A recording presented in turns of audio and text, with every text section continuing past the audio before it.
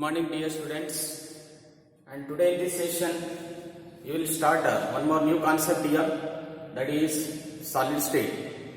And you know that matter is available in how many states? Whatever the matter you take, that is, here the matter is available in, matter mainly available in the three states, that is, first one we have solid state, and second one liquid state, and the third state of the matter is, that is gaseous state.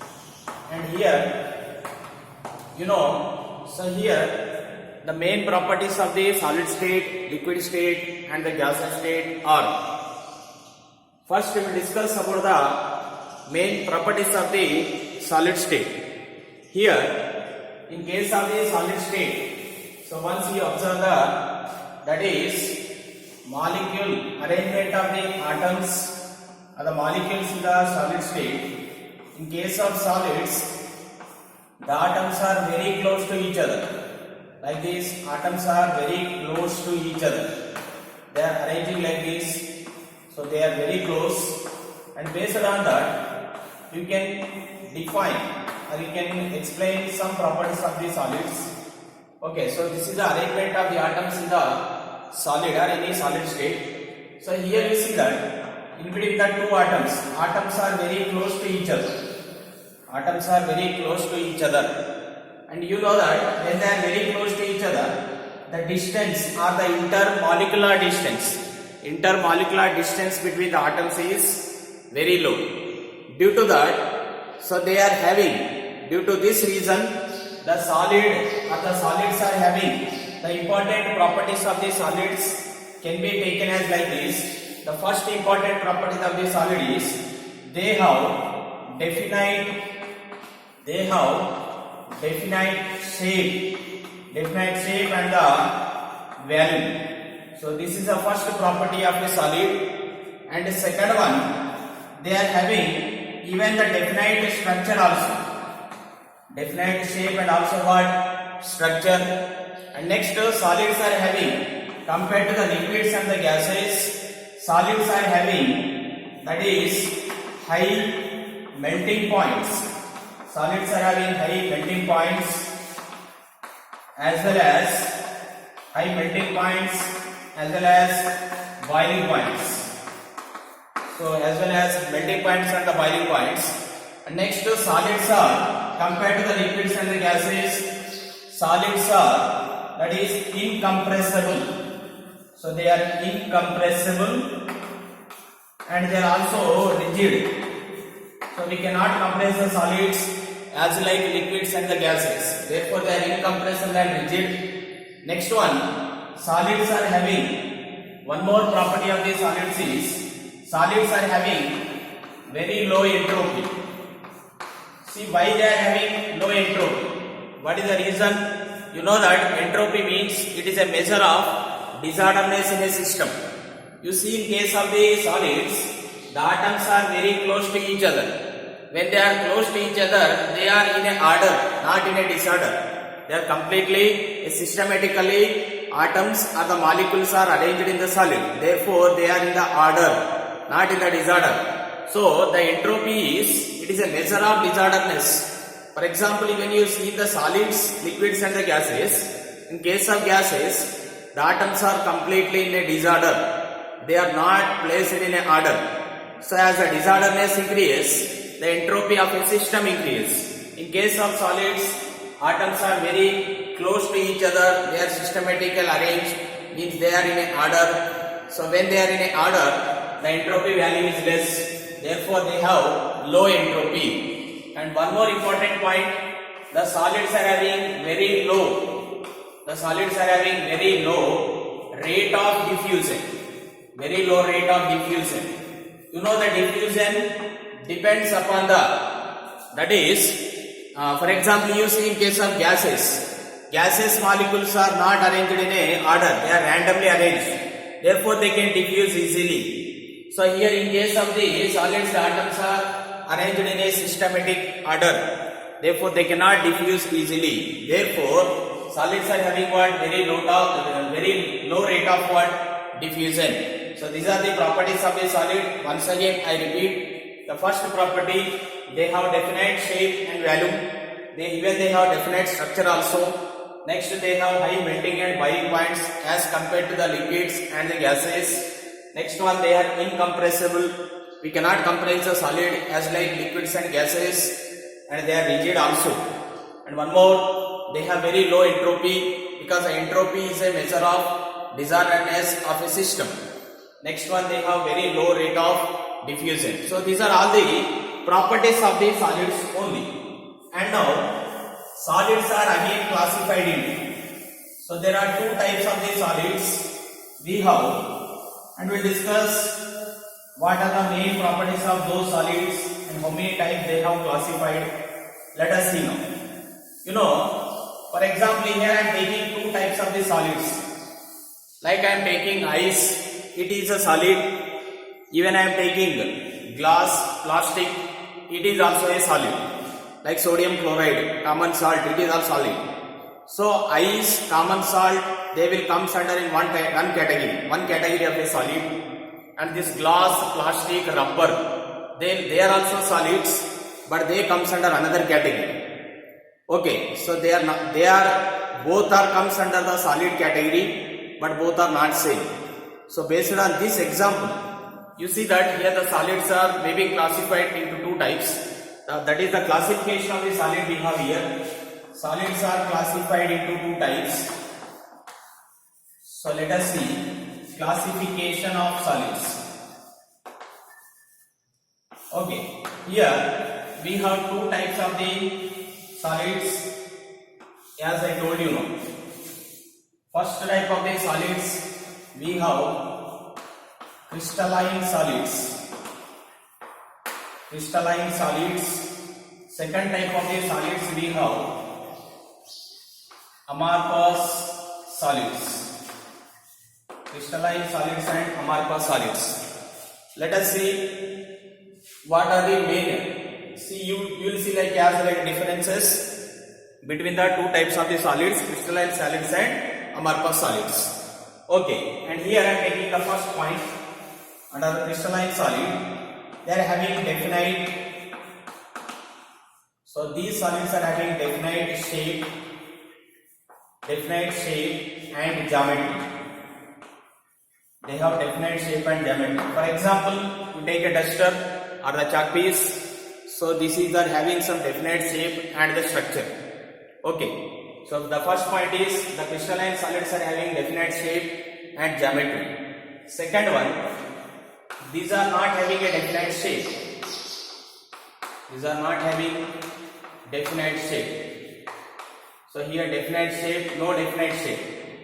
So they don't have a definite shape and geometry also.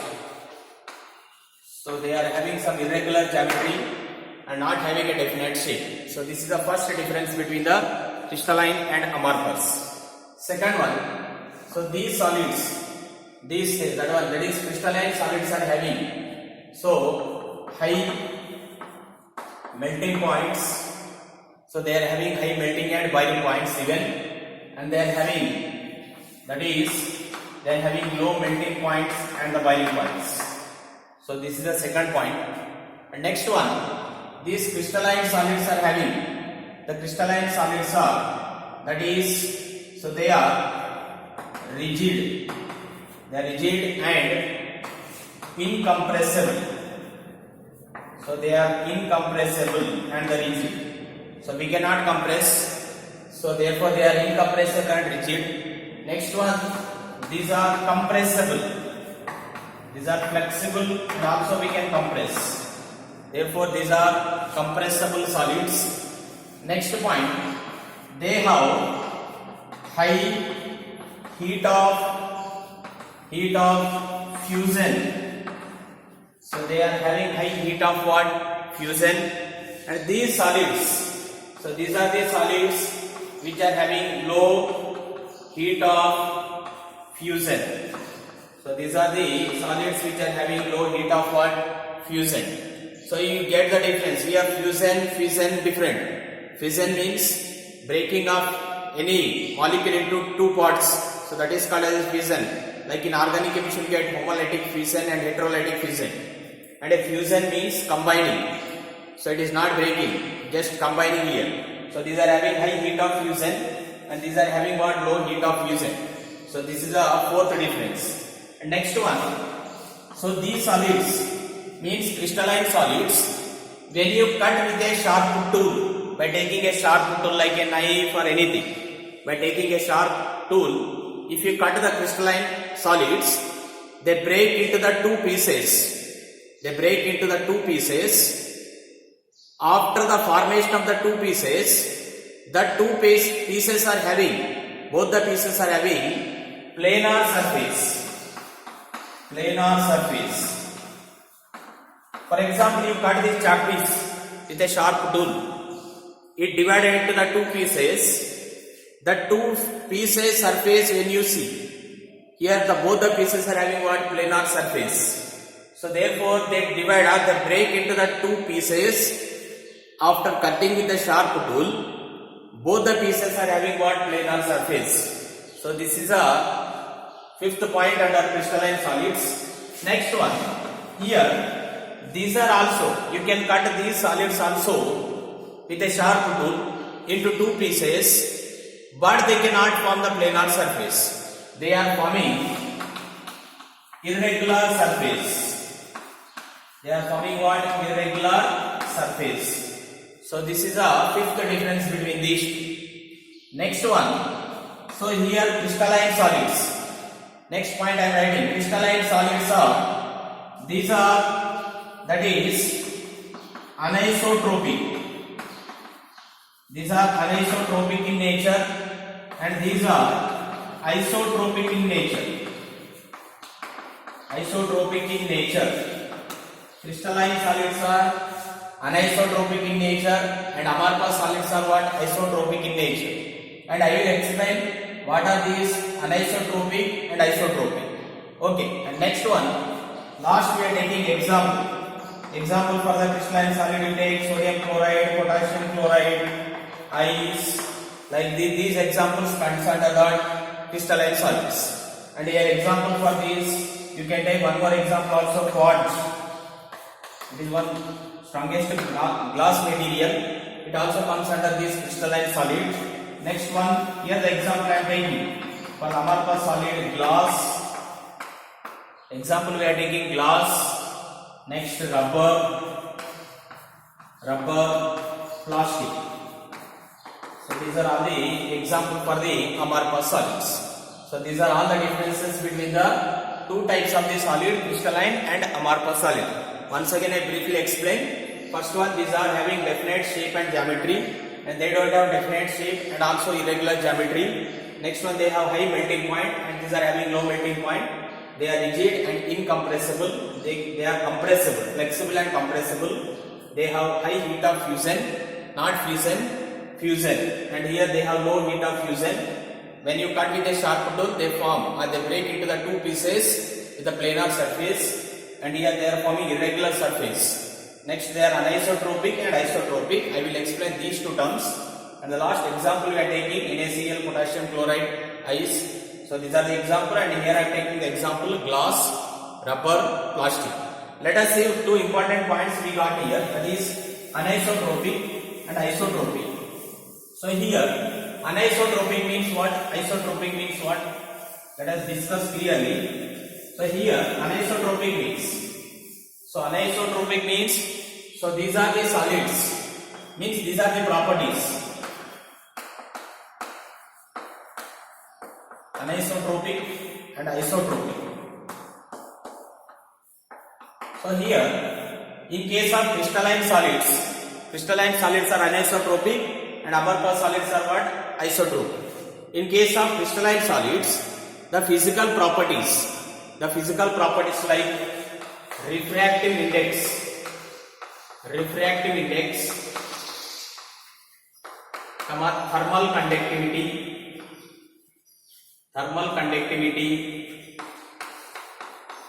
thermal conductivity and electrical conductivity.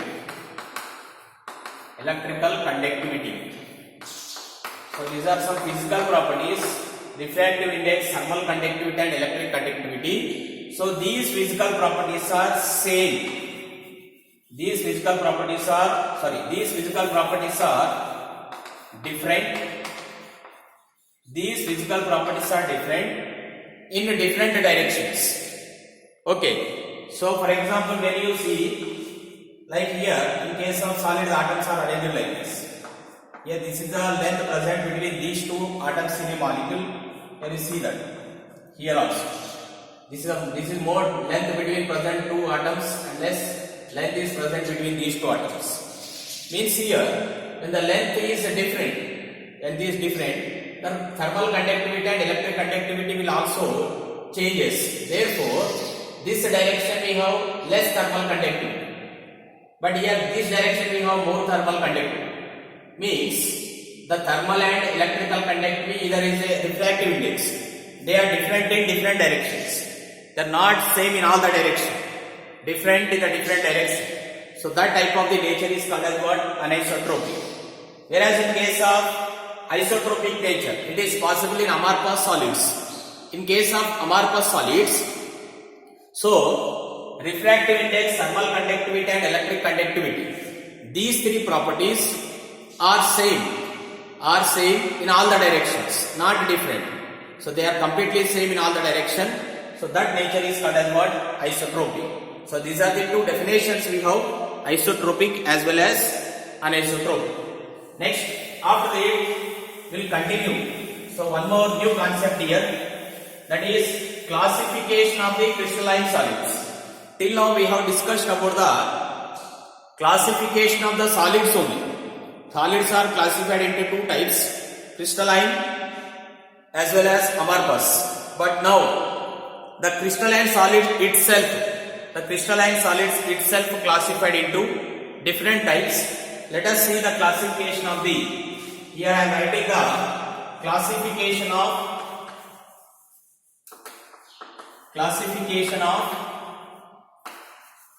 crystalline solids. Classification of the crystalline solids. Let us discuss how many types they are classified and how they are classified, what are the properties. We discuss it very clearly. Okay, so now we will start here the first. They may be classified into like this. We are taking about the first type of solid.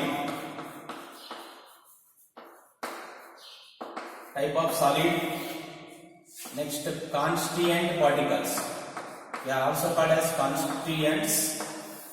Next, type of bond or bonding. Just write it in the bonding. And we are also taking next example.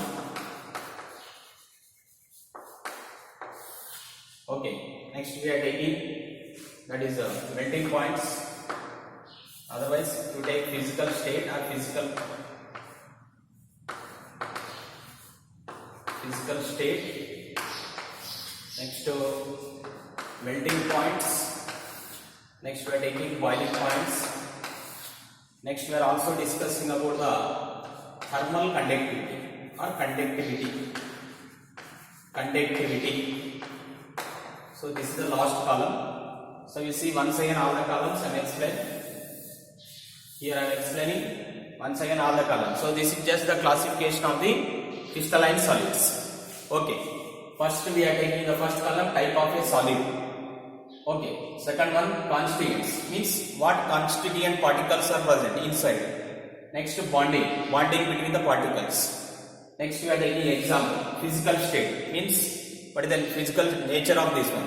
Okay, like hard or smooth or then maybe ductile, like this. Different types we have discussed. Next, melting points, boiling points, and also conductivity. Is a conductor or else insulator. Okay, so let us see. First I am taking crystalline solids. So the first type of the solid we are discussing about ionic solids. First one we have ionic solid. The first one is ionic solid. Ionic solid, what are the constituent particles? Ions, cations and anions. Bonding, what is the bonding? Actually it is called as a ionic bond, but we are taking Coulombic interactions or Coulombic forces.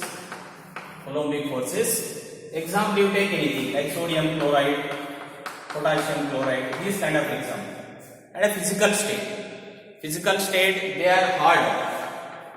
They are hard. Next, boiling point, generally ionic solids having high boiling points. Because the Coulombic forces are very strong. To break the force, we require high temperature. Therefore, generally they are having high boiling point. And even the melting point is also high, boiling point is also high. Next, conductivity. Ions are present. Obviously, when the ions are present, through the ions, easily the current will pass. Therefore, they are acting like a conductors. They are acting like a what? Conductors. So, these are the properties of the first type of the crystalline solid, that is ionic solid. Let us see once again. Constant particles are ions. Forces are Coulombic forces. Next example, we are taking NaCl, potassium chloride. Physical state, they are very hard. Next, melting points, boiling points, high. Next, conductivity, they are what? Conductors. Second, we are taking. So that is, second, we are taking, that is covalent solids. Covalent solids. Here, what are present? Constant particles, atoms. What are present here? Constant particle, atoms. And in case of the covalent solids, you know how the covalent bond is forming? Covalent bond is forming by the sharing of electrons. Therefore, what are the forces? Electron sharing. Electron sharing is a example. You take anything, like you can take the example for this one, silicon carbide. Next, diamond, graphite, diamond and graphite. So these are all comes under this. Which one? Covalent. Next, physical state. Here, ionic solids are hard and brittle. So means, so they are very hard. And next, these are also hard.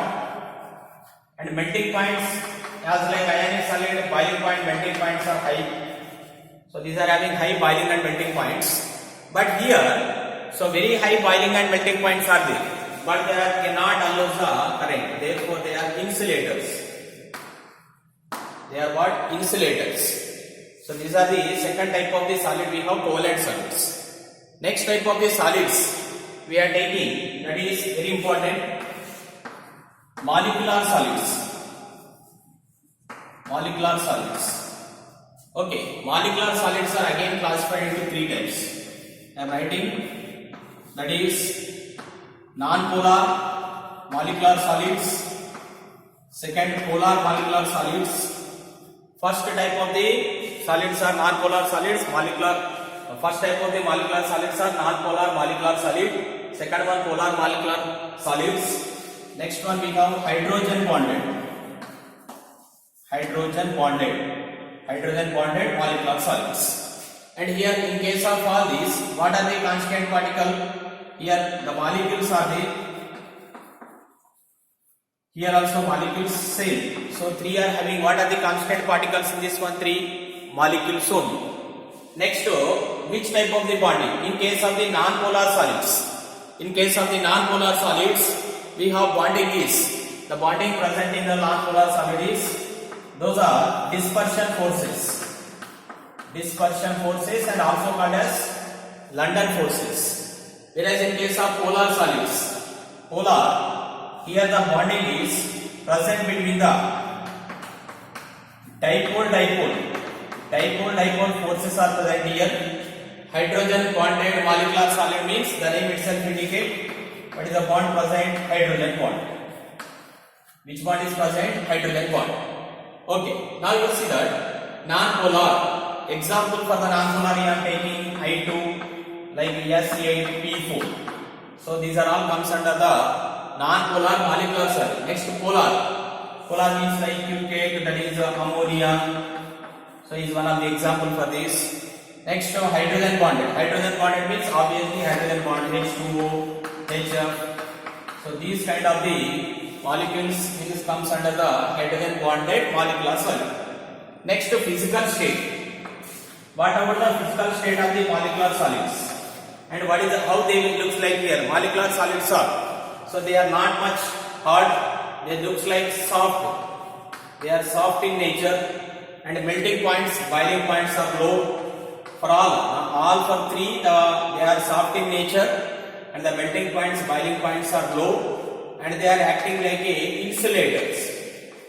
They are what? Insulators.